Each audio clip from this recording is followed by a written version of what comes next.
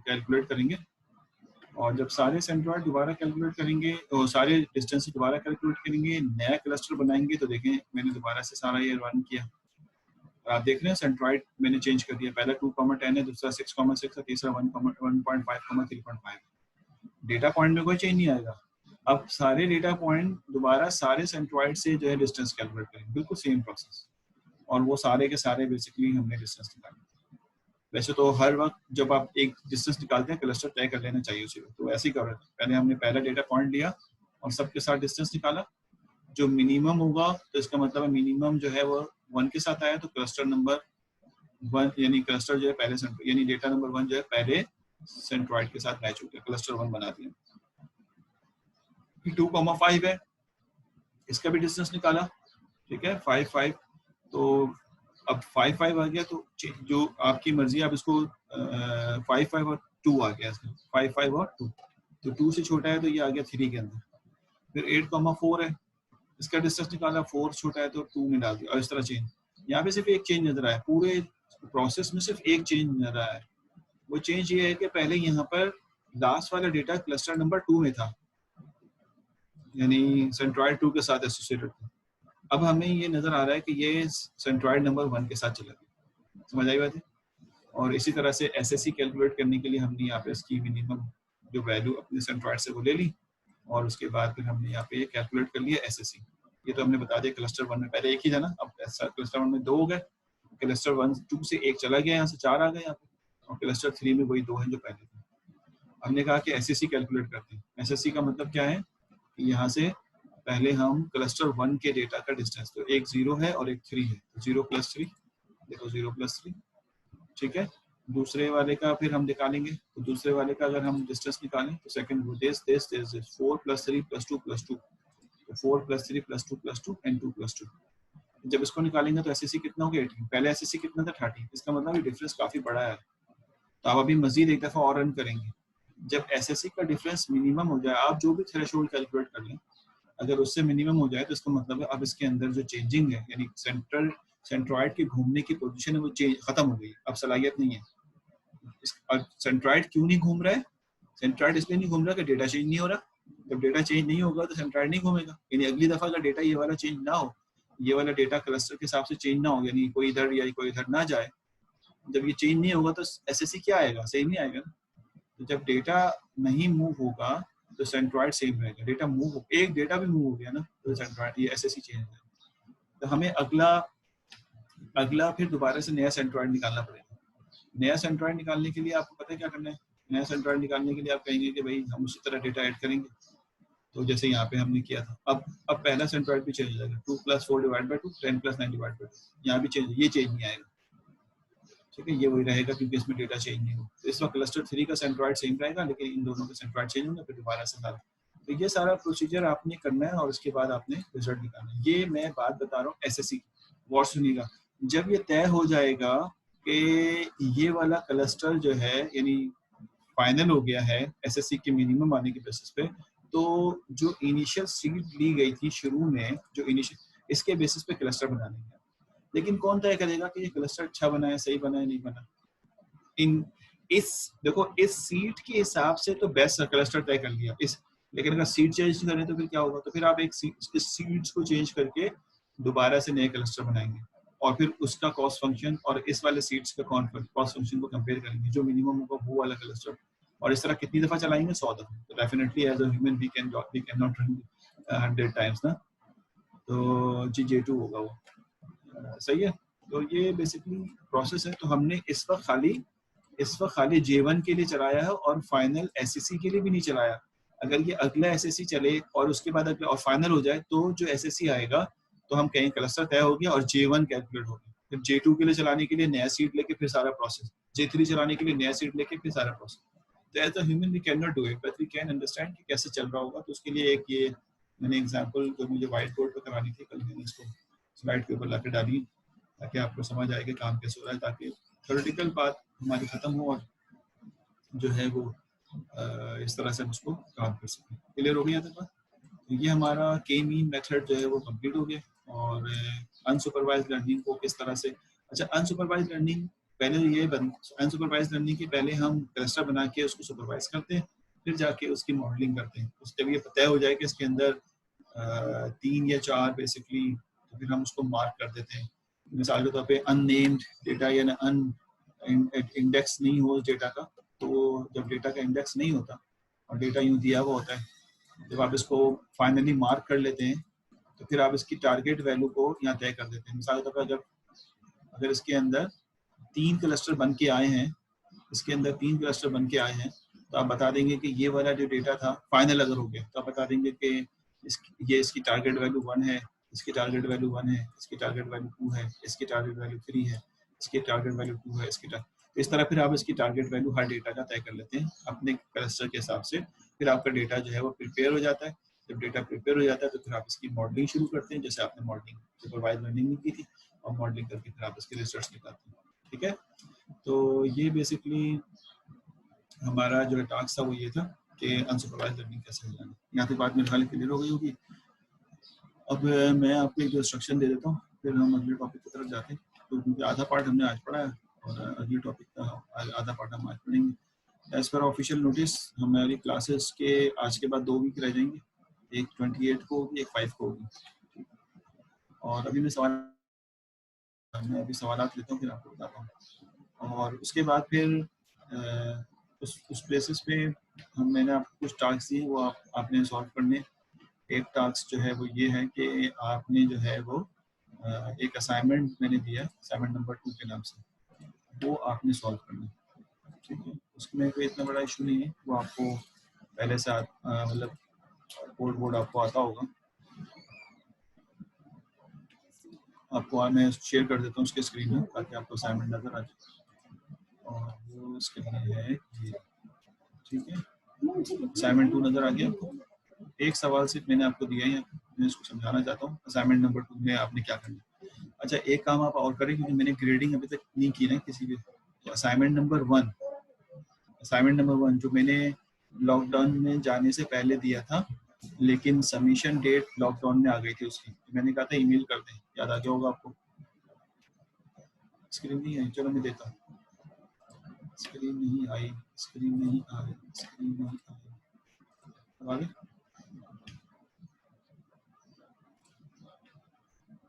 ठीक है, अच्छा मैं क्या कह रहा था, सारे सुनोगे, उधर हो जाओगे तुम।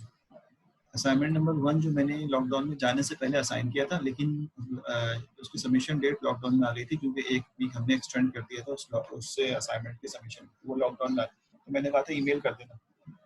तो अब आपने करना ये है कि उसी असाइनमेंट को गूगल क्लासरूम में सबमिट करना है, क्योंकि वो सारे एक जगह आ जाएंगे यार। ईमेल में ना बड़ी मतलब डिस्ट्रक्शन हो रही है कि कभी मैं उधर जा रहा हूँ, कभी इधर जा रहा हूँ, ईमेल से ना गेट करना मुझे बहुत मुश्किल हो रहा है। तो आप मेहरबानी कर दें कि जो असाइनमेंट आपने बनाया था वो आपके पास मौजूद होगा सॉफ्ट कॉपी में, तो वो आप असाइनमेंट 1 मैंने क्रिएट कर दिया है गूगल क्लासरूम में। तो आप काइंडली उस असाइनमेंट को गूगल क्लासरूम में दोबारा से सबमिट कर दें। और जो लोग अभी यहाँ पार्टिसिपेट नहीं कर रहे हैं उनको भी बता दें कि आप गूगल क्लासरूम में असाइनमेंट नंबर 1 को तो किया हुआ है, सिर्फ सबमिट करना था, ताकि मुझे वहीं से चेक करना आसान हो। ठीक है ना, तो एक बात ही होगी। असाइनमेंट नंबर 2 मैंने दिया है ताकि ग्रेडिंग तो असाइनमेंट के थ्रू हो जाए, तो किसी का एक अच्छा नहीं हुआ तो दूसरा में अच्छे मार्क्स ले ले। तो दूसरा असाइनमेंट में आपने करना क्या है कि decision tree is a method for, मैं पढ़ रहा हूँ, ये जरा सुन लेना। आपने क्या करना है ताकि आसानी हो जाए। Decision tree is a method for working both classification and regression. ठीक है, the classification part with entropy, ठीक है, with information gain, entropy and information gain we have done in class. हम इसको क्लास में कर चुके हैं और मैंने सारी कैलकुलेशन आपको इंफॉर्मेशन गेन के बेसिस पर। Your task describe the decision tree for the following points. Number 1, what is a decision tree for regression. Regression के लिए क्या होगा, आप इसको एक्सप्लोर करें। Draw a decision tree diagram for regression. Regression के लिए कैसे बनेगी, यानी अभी एग्जाम्पल से नहीं समझा रहा। जैसे मैं आपको याद होगा कि मैंने बताया था कि हम किस तरह डिज़ाइन करते हैं क्लासिफिकेशन के लिए कि ये डेट, ये हमारे पास स्टार्ट है, फिर यहाँ जाते हैं, यहाँ जाते हैं, अगर 3 है तो 3 होगा। यहाँ पे फिर लीफ नोड जाके डिसाइड करता है कि आप जो है वो इस कैटेगरी से गुजर के जा रहे हैं। इसी तरह का अपने एक डायग्राम से समझाने वाली बात यानी मैं समझाना है ये। उसके बाद तीसरे में कह रहा है solve an example decision tree for regression by using Gini index. यानी आपने जीनी इंडेक्स को भी पढ़ना है और रिग्रेशन के लिए उसको सॉल्व करना है जीनी इंडेक्स। एक छोटी सी एग्जांपल ले लीजिए, जैसे हमने ली थी, चाहे नेट से ले लें, लेकिन समझ के उसको जो है वो जीनी इंडेक्स से सॉल्व कर लें। Fill the following table by using the decision tree code. अब आप डिसीजन ट्री कोड रन करें और उसके लिए ये वाला टेबल फिल करें।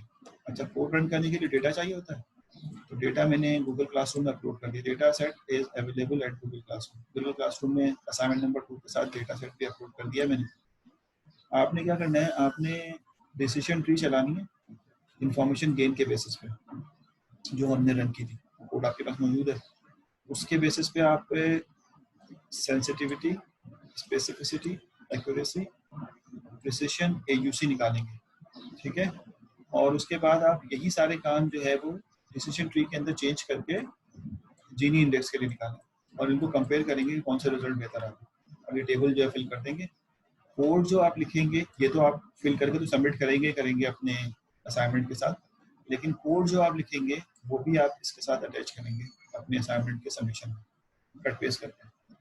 ये ध्यान में रखना कि कोड भी आपने पेस्ट करना है। ये 4 सवाल आपने करने, 1 वीक का टाइम दिया, अगर करना तो 1 वीक और ले लेंगे, लेकिन ये सवाल आस्ते आस्ते जो है सिंप्लीफाई कर लो। इट्स नॉट बिग डील के हमें आता नहीं है, हमें पता है, सिर्फ इसको लिस्ट डाउन करने हैं कैसे, ताकि इससे आपको जीनी इंडेक्स भी आ जाए, यानी जीनी इंडेक्स भी आप कर लें और दूसरा रिग्रेशन वाला मॉडल भी आप समझ लेंगे किस तरह काम होता है। मैंने इसलिए सिर्फ एक सवाल दिया है यहाँ पे।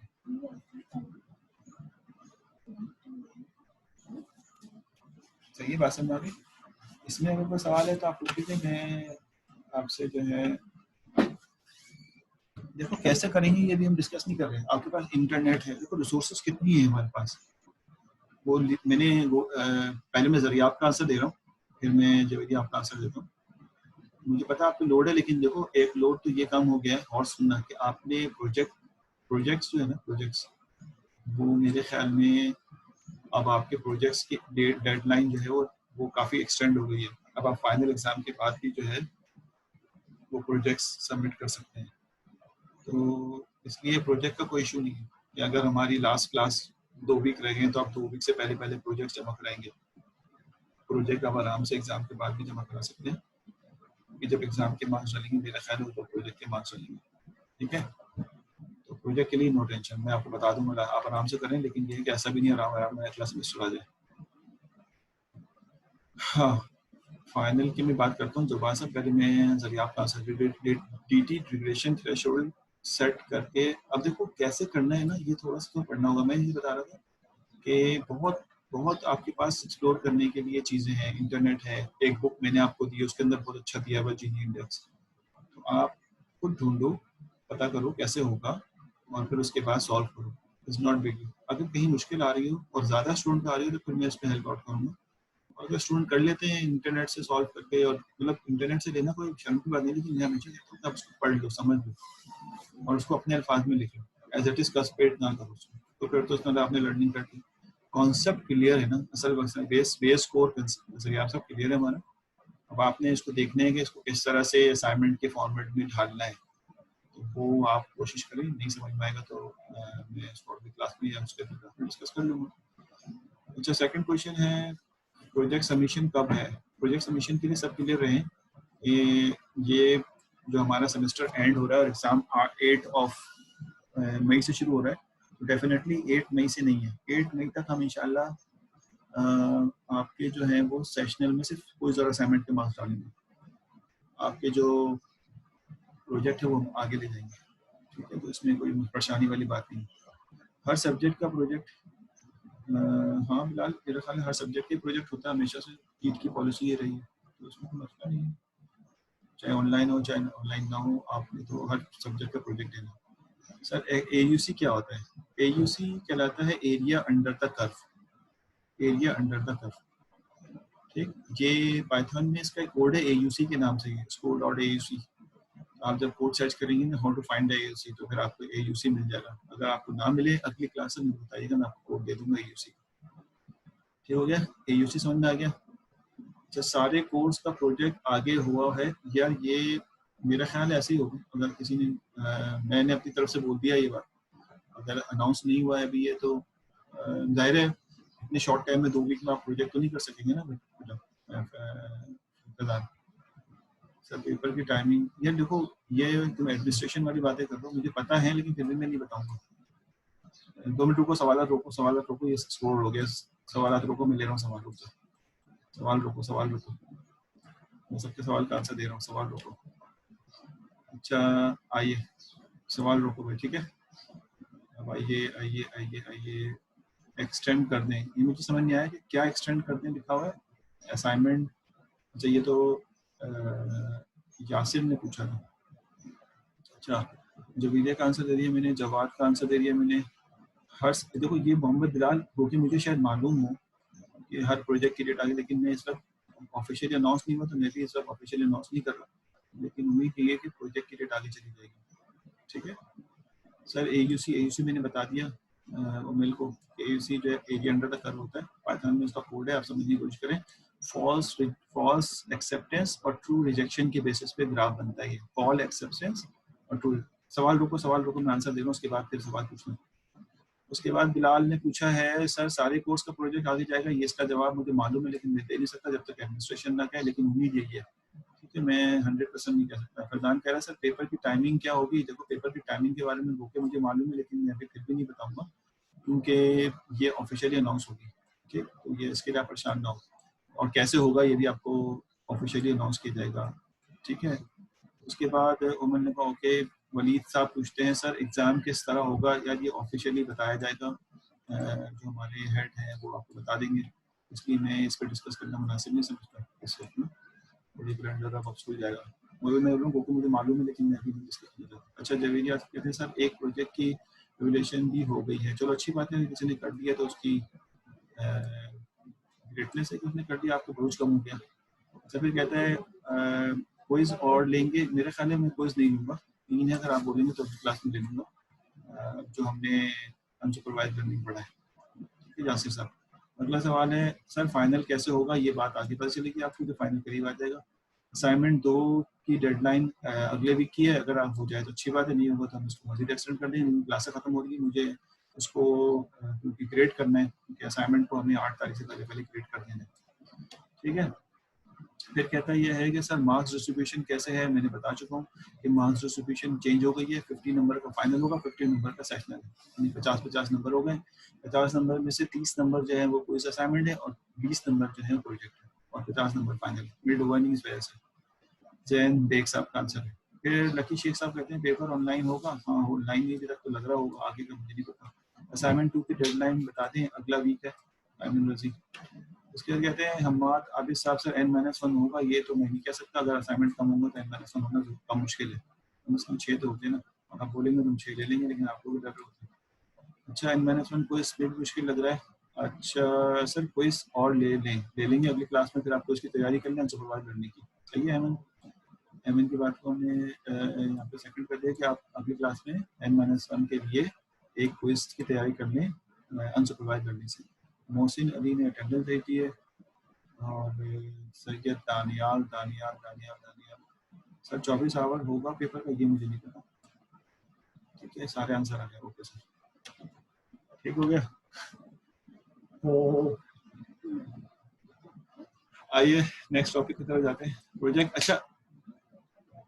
अच्छा प्रोजेक्ट जो है, अब सुने आखिरी बात ये है कि जो प्रोजेक्ट है उसके अभी तक प्रपोजल नहीं आए, मुझे कुछ लोगों ने ईमेल की थी कि सर प्रोजेक्ट डिस्कस करना है, ठीक है, तो हम प्रोजेक्ट को संडे फ्राइडे, वैसे तो प्रोजेक्ट आपको मतलब आपको मैंने डिटेल बता दी थी, आप उसमें से कोई भी प्रोजेक्ट लेके आप मुझे मेल करें, मैं सबको आंसर दे रहा हूँ कि अप्रूव। तो अभी 5 प्रोजेक्ट आए थे, 5 का मतलब हो गया तकरीबन 15 या 10 लोग इन्वॉल्व हो चुके हैं, क्योंकि हर प्रोजेक्ट में 2 या 3 लोग हैं, तो मैंने उनको अप्रूव का मैसेज भेज दिया। तो अगर आप भी अपने प्रोजेक्ट सेलेक्ट करके भेज दें गूगल क्लासरूम में, तो मैं क्योंकि उसकी आज लास्ट डेट थी, तो मैं उसको एक्सटेंड कर दूंगा 3 दिन और अगर आप प्रोजेक्ट में कोई कंफ्यूजन हो तो यकीनन मैं डिस्कस करूंगा। तो फ्राइडे को हम कोई टाइम तय कर लेते हैं प्रोजेक्ट के लिए, तो फ्राइडे मेरा ख्याल है 4 o'clock पे हम लॉग इन होंगे फॉर सेक ऑफ प्रोजेक्ट, जिन लोगों ने मुझे ईमेल किए वो भी,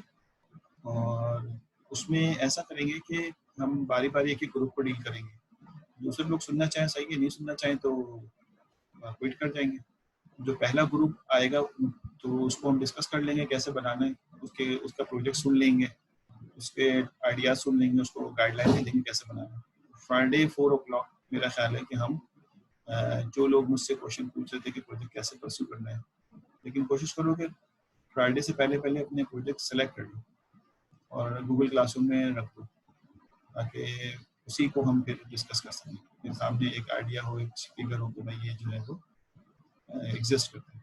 ठीक है, तो फ्राइडे 4 o'clock इज ओके, क्योंकि 4 o'clock क्लास तो होती नहीं, नमाज पढ़ के आ चुके होंगे, तो हम उसको देखेंगे। आप कोई भी प्रोजेक्ट डाल दें ताकि हम उसको आगे कर बढ़ें। जिसका जो इशू होगा इंशाल्लाह 4 o'clock फ्राइडे में हम उस दिन सारा इशू और एल्गोरिथम और सारी चीज़ें उसके अंदर डिस्कस करेंगे। ठीक, आइए एक मिनट होल्ड करना, फोन आ रहा है मेरे।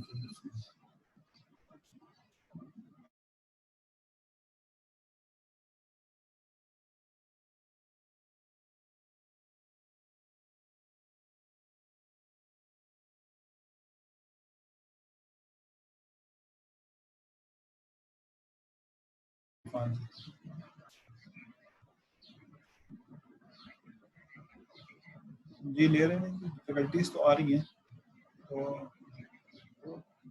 वो ये कि कभी कभी आवाज़ टूट जाती है, और इशू ये है कि अगर कोई सवाल पूछना चाहे तो कैसे पूछेंगे, तो सारे माइक्स माइक्स सब बंद होते हैं। और दूसरा वही कि बीच में डिसकनेक्टिविटी बहुत ज़्यादा है, मतलब एकदम से आवाज़ आना बंद हो जाती है।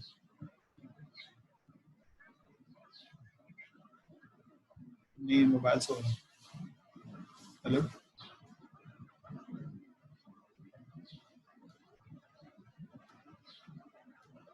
आपका मोबाइल खत्म हो गई, हाँ, क्या हो गया? आज खत्म नहीं करना क्या?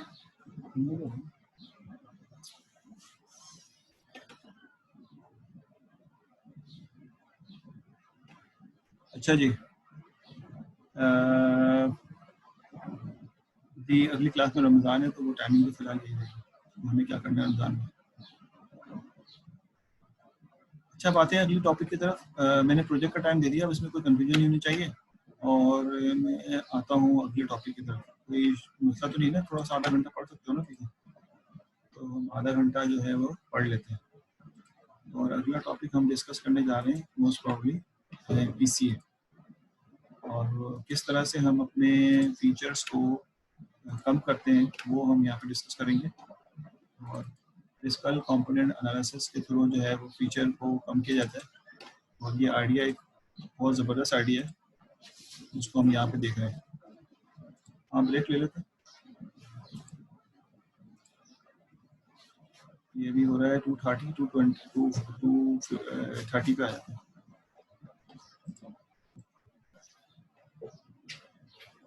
ठीक है, यहाँ पे हम ब्रेक लेते हैं, ब्रेक ले लेते हैं।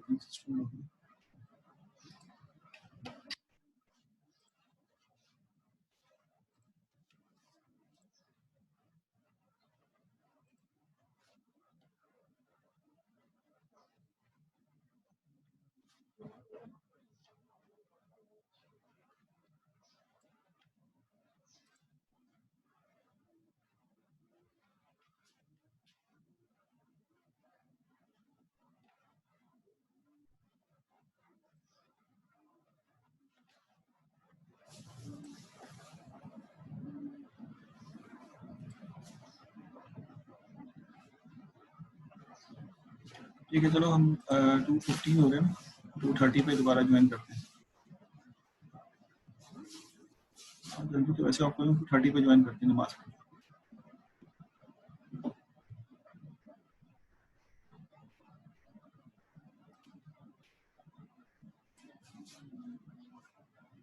ब्रेक ले लो।